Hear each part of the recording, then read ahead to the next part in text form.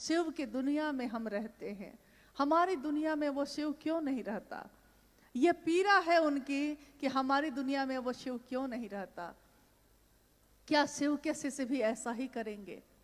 क्या शिव का नाम लेने वाले लोग भी शिव के साथ ऐसी ही चालाकी करेंगे? शिव शिष्यता प्रेम है, शिव शिष्यता भाव है, दर्द है, एहसास है। शिव शिष्यता तालीबाजी नहीं, शिव शिष्यता व्यापार नहीं। हम अपने बेटे का व्यापार नहीं करते, हम अपने पति का व्यापार नहीं करते, हम अपने माँ बाप का व्यापार नहीं करते। जिसको भी हमने कहा है कि वो मेरा है, हम उसका व्यापार नहीं करते। व्यवस्था में मिलके काम करते हैं लेकिन व्यापार नहीं करते। और जितना भर आपने साहब और दीदी का सानिध्य प्राप्त किया है, माँ नीलमानंद जी के साथ इस लौकिक जीवन में 3 वर्षों तक ही मैं रह सकी, लेकिन उनके उन 3 वर्षों में मैंने जो उनको जाना, जितना भर जाना, क्योंकि वो भगवती स्वरूपा, उनको मैं कितना जान सकूंगी? कोई उनके पास रह के भी उनकी शक्ति का क्या आकलन करेगा? जान न सका। लेकिन जितना भर जाना, ममता की मूर्ति क्या होती है, ये बनती है, जब ये मूर्ति बनती है तो उसका चेहरा होता है नीलमानंद की तरह, राजमणि नीलमानंद की तरह। ये पोषित करने वाली माँ शिव शिष्यों को, शिव शिष्य एक परिवार है, शिव शिष्य परिवार, इस परिवार के हर सदस्य का पोषण देने वाली वो माँ, उसने अपना सर्वस्व न्यौछावर किया।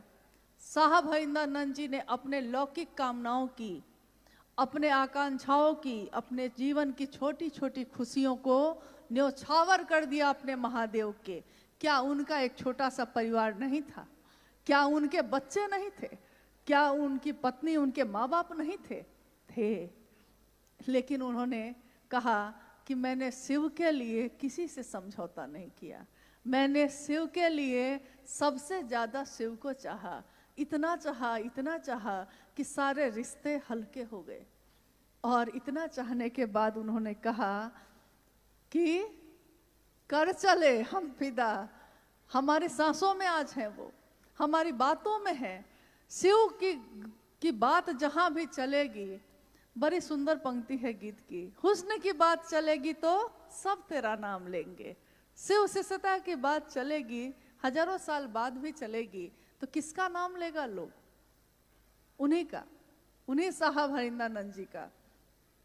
तो उन्होंने न्यौछावर किया और कहा कि शिव शिष्यता में कोई वरीय नहीं होगा, कोई श्रेष्ठ नहीं होगा, कोई अगुआ नहीं होगा, कोई मार्गदर्शक नहीं होगा। कौन होगा? एकमात्र हमारे गुरु शिव हैं, जो अगुआ भी होंगे, गुरु भी है, ईश्वर भी है, मार्गदर्शक भी है, सब कुछ है। सब कुछ वो शिव स्वयं है। ज्ञान देने के कारण तू शंकर है, संभवे गुरुवे नमः। इन सारी पंक्तियों से तो ये दुनिया प्रदीप्त थी, लेकिन हमारे दिलों में ये नहीं धड़का था। तो भक्ति का चरमोत्कर्ष, यानी सब कुछ न्यौछावर करके लिए शिव को चाहना, उसका नाम जिस दिन इतिहास में आएगा तो वो नाम आएगा कि अगर भक्ति भी गहरी होती है तो क्या बन के उभरती है? तो वो शिव शिष्य हरिंद्रानंद बन के उभरती है, क्योंकि उसी का दर्शन किया हम लोगों ने। अब इस संगोष्ठी का, जैसा कि आप जानते हैं, चूंकि भारत के विभिन्न राज्यों के गुरु भाई गुरु बहन इसमें शामिल हैं, नेपाल के भी गुरु भाई गुरु बहन शामिल हैं, और ये दोनों देश हिले मिले हैं, मित्र हैं, एक दूसरे के यहाँ ऐसे आते जाते रह जाते हैं। तो मिलके ही हमने हमेशा महादेव का काम जगत स्तर पे किया है। दोनों देशों के रहने वाले लोग भारत के अलावा, नेपाल के अलावा विश्व के अनेक देशों में रहते हैं, और सबके द्वारा महादेव का काम लगातार चल रहा है, हो रहा है। इस संगोष्ठी का एकमात्र उद्देश्य है कि जो साहब हरिंद्रानंद जी ने चाहा, जो उन्होंने चाहा है, जैसा चाहा है, हम सभी मिलके चलें। अब हमारे पास 2 रास्ते हैं।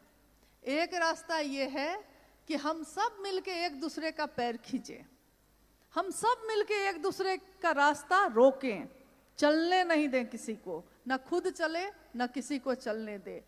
ये एक रास्ता है जो ज्यादातर सामान्य लोग करते हैं।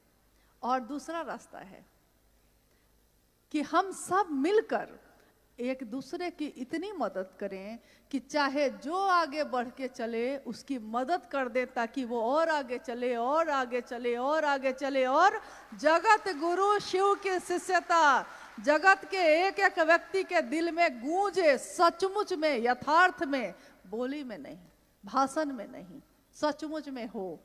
अब आप लोगों से पूछना है क्या करना है। जीवन एक ही मिला है, ये आगे पता नहीं क्या होगा।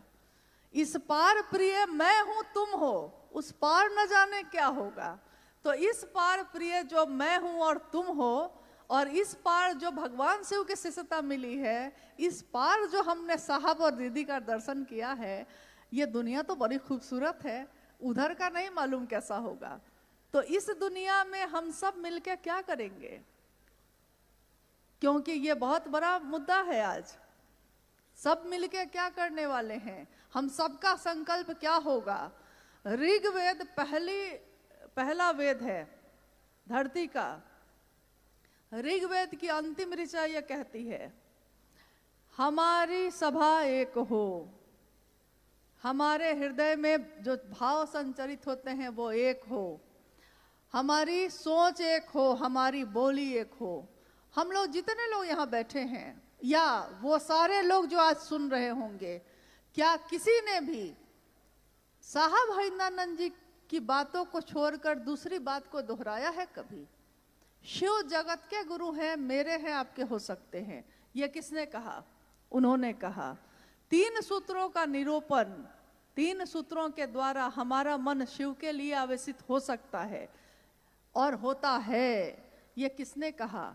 उन्होंने कहा कि अगर ये 3 सूत्र करते करते हमारा मन शिष्य भाव से भर जाए तो उसके बाद ये 3 सूत्र करने की भी आवश्यकता नहीं होती, क्योंकि जब जो काम हो ही रहा है अब अनायास, तो उसके लिए अलग से प्रयास क्या करना।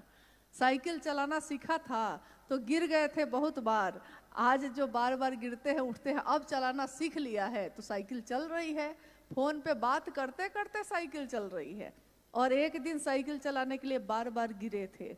तो आज नमः शिवाय करते हैं तो मन भटक जाता है, दया मांगते हैं मन भटक जाता है, शिव चर्चा करना चाहते हैं समय नहीं मिल पाता, बातचीत नहीं हो पाती, माहौल नहीं बन पाता, ऐसी समस्याएं आती रहती हैं।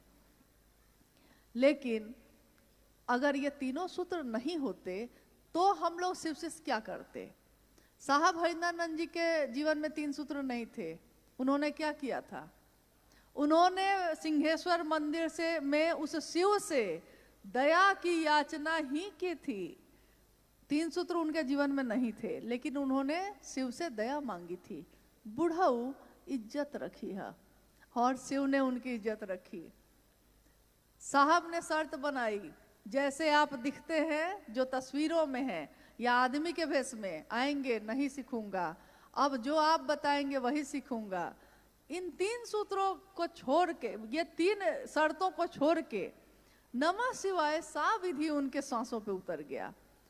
किसकी सांस पे उतरा ये शिव का प्राण मंत्र?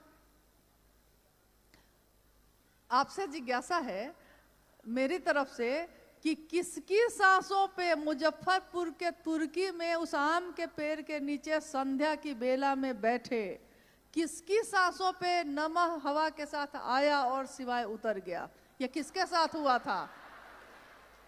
यानी शिव का प्राण मंत्र जिसके सांसों पे उतर के चढ़ा है और उतरा है, वो सामान्य व्यक्ति तो नहीं होगा, सामान्य ऊर्जा वाला व्यक्ति तो वो नहीं होगा। जो शरीर से समझते हैं हम, वो ऊर्जा तो उसमें नहीं होगी। और जिसकी बात पे करोड़ों लोग एक हो जाते हैं, उस व्यक्ति को साधारण समझने की भूल तो हम लोग नहीं कर सकते। कर सकते हैं? हम भी प्रसाद चढ़ाते हैं। हमारे जीवन में ऐसी कोई घटना, मतलब लगता है अनुभूति तो होती रहती है, अनुभूति तो बहुत सारी हो जाती है, लेकिन काश मैंने भी उस दृश्य को अपनी आंखों से देखा होता, ये सोचती हूँ कभी। जब साहब पटना में रहते थे तो पूजा घर में प्रसाद चढ़ाते थे, प्रसाद चढ़ जाते थे। लोगों के बीच इस बात की सूचना हो गई, बात फैल गई कि हरिंद्रानंद जी के पूजा घर में प्रसाद चढ़ जाता है। तीज का समय था, माँ नीला महाजन तीज का व्रत करती थी, यानी जो शिव की पूजा होती है, जिसमें शिव और शिव की पत्नी माँ पार्वती की पूजा करती थी। तो वो बाहर मंदिर में नहीं गई, घर में था ही पूजा घर। तो बगल के जो फ्लैट में और लोग रहते थे, वो महिला लोग हाथ में पूजा की थाली लेकर घर में आ गई। मतलब साहब के मुंह से ये घटना सुनी थी मैंने, और बाद में मुझको लगता है किसी चर्चा में, वीडियो में भी है ये, साहब की चर्चा में। तो थाली लेकर वो घर में आ गई। तो उन्होंने कहा कि मैडम, दीदी नीलम आनंद जी को कहा कि मैडम आप नहीं आई मंदिर, तो हम लोग सोचे कि हम ही लोग पूजा की थाली लेके आ जाते हैं, क्योंकि हम लोग सुना है कि आपके घर में भी तो पूजा घर में प्रसाद चढ़ जाता है। तो माँ नीलम आनंद जी ने कहा कि हाँ चढ़ता तो है, लेकिन अब आप लोग क्या चाहते हैं? तो जी हम लोग चाहते हैं कि हम लोग भी यहीं चढ़ा लेते हैं। उस महिला ने कहा कि चढ़ा लेते हैं। माँ नीलम आनंद ने कहा कि सामने पूजा घर है, जाइए। वो थाली लेकर पूजा घर के तरफ बढ़ी, और जैसे जैसे थाली लेके वो बढ़ रही है, उसमें से प्रसाद जो है वो अब गायब होते जा रहे हैं। प्रसाद उसमें से इतना दूर दिखता है, फिर गायब हो जा रहा है। पूजा घर 4 कदम पे ही था, उतनी ही देर में थालियों से प्रसाद गायब हो गए। वो लोग घबरा गई। तो उन्होंने कहा कि ये तो सारा प्रसाद चढ़ गया महादेव के पास, अब हम लोग घर ले जाके क्या देंगे? तो माँ ने कहा कि आपने जिस भाव से कहा कि महादेव को चढ़ाने जाते हैं, उस भाव से मैंने भी कह दिया कि ठीक है जाइए चढ़ा दीजिए।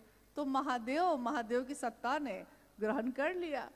अब हम लोगों ने जब ये सुना था, इतना हंसे हम लोगों ने कहा साहब से कि बताइए, अगर हम लोग को ये पता चल जाए कि महादेव प्रसाद खा जाएंगे, तो हम में से कितने लोग अच्छी अच्छी मिठाई खरीदेंगे?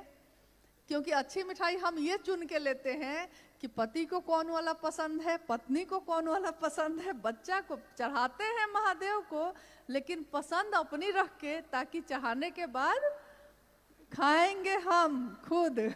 तो साहब ने कहा कि अरे एक घटना और हो गई थी।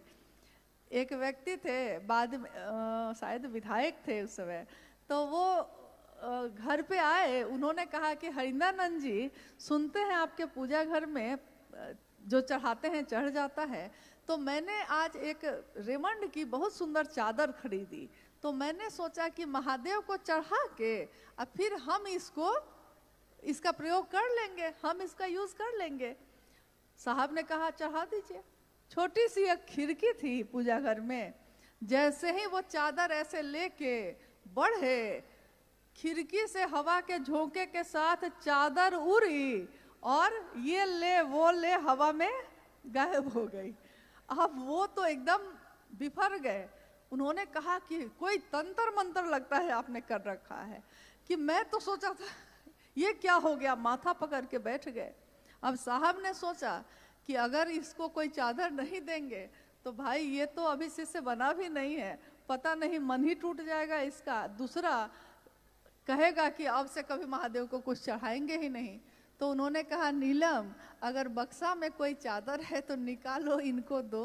तो बक्से में एक चादर थी, माँ नीलम आनंद जी ने निकालकर उनको दे दी। अक्सर हम लोग ये कहते हैं कि अगर हमसे सचमुच महादेव ग्रहण करें, यानी कि भाव ग्रहण करते हैं वो, लेकिन अगर वो चादर ग्रहण कर लें तो हम लोग कौन सी चादर चढ़ाएंगे? सबसे सस्ता वाला। क्योंकि पूजा में ऐसा ही होता है, भाव में भी कभी कभी हम लोग ऐसा ही कर देते हैं। दुकान में जाइए, दुकान वाला पूछेगा आपसे साड़ी खरीदनी है अपने लिए कि किसी को देना है कि पूजा में करना है, ये 3 कैटेगरी में है। अपने लिए मतलब कीमते से कीमती साड़ी दिखाएगा, क्योंकि आप अपने लिए तो कुछ भी ले सकते हैं। दूसरे को देना है तो हम लोग कहते हैं कि साड़ी देखने में सुंदर होनी चाहिए लेकिन कीमत कम हो, कम दाम में, देखने में महंगी हो, ऐसा चीज दीजिएगा, तो वो वैसा ही देता है। फिर कहता है कि और क्या चाहिए, तो पूजा के लिए चाहिए, तो उसको मालूम है कि पूजा के लिए वो व्यवस्था अलग ही रखता ही है, तो उसको मालूम है कि पूजा के लिए लोग यही लेंगे। जिस दिन हमको ये पता चल जाए कि महादेव क्या ग्रहण करते हैं, तो हम महादेव के लिए क्या लेंगे, क्या देना चाहेंगे, तो लौकिक चीजों को तो महादेव लेते ही नहीं है। वो तो भाव है, आपने वो चीज को थोड़े लिए थे, उनको चादर का क्या काम, उनको मिठाई का क्या काम, आपने भाव दिया, ग्रहण हो गया। अब हम जो भाव देंगे वो महादेव ग्रहण कर लें, बस इतनी ही चाहत हम लोग की है। कोई जिज्ञासा भी है सर? नहीं ना, जिज्ञासा नहीं है ना, क्या है? हाँ, समय का अभाव है और बहुत लोगों की ट्रेन भी है, जैसा पता चला है हम लोग को, समय का भी अभाव है और जिज्ञासाएं तो हमेशा हुई हैं। बिना जिज्ञासा के भी कुछ संगोष्ठी, कुछ कार्यक्रम होने चाहिए।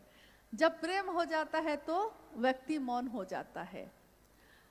यानी शास्त्रों ने कहा है कि एक वट वृक्ष के नीचे युवा गुरु बैठे हैं, उनके चारों तरफ वृद्ध शिष्य बैठे हैं। गुरु भी मौन है और शिष्य भी मौन है, लेकिन गुरु के मौन होने से शिष्यों के मन का संशय विनष्ट हो रहा है। तो आज जो है हम सभी शिष्यों के मन का संशय विनष्ट हो जाए, यही अपने गुरु शिव से कामना है। आशीर्वाद मांगती हूँ अपने साहब से और माँ नीलमानंद जी से कि शिव शिष्य एक ऐसा कीर्तिमान इस जगत में रहते हुए गढ़ें कि चले हिमालय के शिखरों पर। हिमालय के शिखर पे सुना है कि शिव रहते हैं।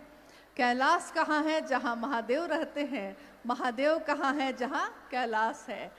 तो चढ़े हिमालय के शिखरों पे, अब भी ऊपर चढ़ना है हमें। हिमालय के शिखरों पे नया हिमालय गढ़ना है। साहब हरिंदानंद जी और दीदी नीलमानंद जी के प्रति सच्ची कृतज्ञता हम शिव शिष्यों की यही होगी कि उनकी बात पे सभी शिव के शिष्य एक हों। ये आवाहन है शिव शिष्य हरिंदानंद साहब का कि मेरी बात पे भरोसा करना और महादेव के काम में एक दूसरे का साथ देना। आप सबका बहुत आभार है, बहुत कृतज्ञ है हम लोगों का हृदय, और खासकर दिल्ली के गुरु भाई गुरु बहनों का, जिन्होंने इस आयोजन के लिए दिन रात एक कर दिया है। महादेव और मेरे गुरु शिव, मेरे साहब और दीदी, उनके मन की हर वो मनोकामना पूरी करें जो उन्होंने सोचा हो, इसी की कामना है। आप सभी के चरणों में प्रणाम है।